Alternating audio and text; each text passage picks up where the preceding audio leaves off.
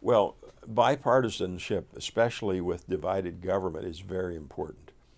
Um, and I've tried to work with the other side of the aisle all through my career because I think it's always important. My wife and I were both teachers by training. So she taught in elementary for many years, and I taught in high school. I was a high school math and science teacher. I, I joined the Air Force, became an officer, and went flight training and flew B-52s. This was during Vietnam. And half the year we were on stateside alert with nuclear weapons. Half the year we were overseas with iron bombs. And when I got home, we landed. My wife met me with the kids on the tarmac, on the flight line.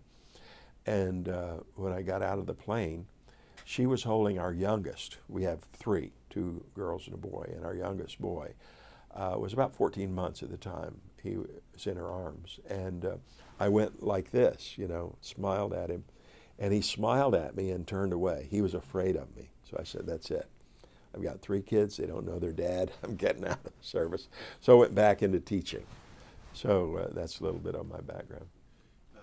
You know, I've got grandkids. I've got kids and grandkids. And they, along with all the other children of America, face, you know, in some respects, a frightening future.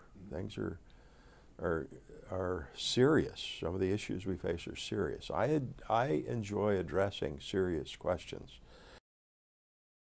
42 cents of every federal dollar this year is borrowed money, for crying out loud. We're putting that on the backs of our grandkids. That's immoral.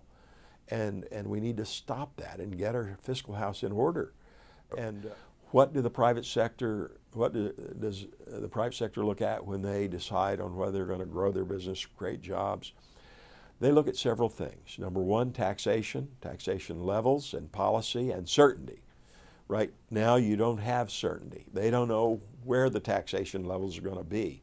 And you don't have low taxes. We have the second highest corporate tax rate in the world. So we're at a competitive disadvantage if you're looking as a business on whether you want to operate here or, you know, in other countries. One thing that is driving it is the number of baby boomers that are retiring. Every day, every single day, 10,000 seniors are retiring and going on Social Security and Medicare. That's every day for 19 years. That is driving some of the, what you call entitlement spending, Social Security, Medicare, Medicaid. And the other big one is defense, that you might consider mandatory spending. Discretionary spending is only 13% of our budget. You can cut everything out of discretionary spending. You could cut all foreign aid. That's only 1% of the budget. You know, you have to address some big ticket items and make some changes. Now, you can do this. If you start soon, you can act to save and strengthen these systems from going bankrupt. And it won't be terribly painful. But if you wait, it's going to be terribly painful. So we must address the fiscal situation immediately. Well, in Harrisburg, in the last 8 years I served there, I was the appropriations chairman, so I had to be in the negotiations with the governor and the Senate and the House leadership in deciding what our budget would be. And we, of course, balance the budget every year. That's a requirement in most states to have a balanced budget. You can't print money, you can't borrow money like you do in the federal government.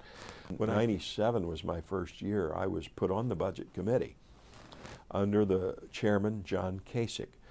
Our speaker, Newt Gingrich, at the time, tasked us with negotiating with the Clinton White House to come up with a balanced budget, federal budget.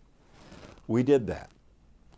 It was largely due to the leadership of Kasich and Gingrich that this was achieved. But for 4 years in a row, we passed balanced budgets 4 years in a row, and we paid down on the public debt 4 years in a row. So it can be done. It's not always the smartest, the strongest, the wealthiest that wins. It's the most persistent. If you understand the system and you're engaged and you persist, you can make a difference.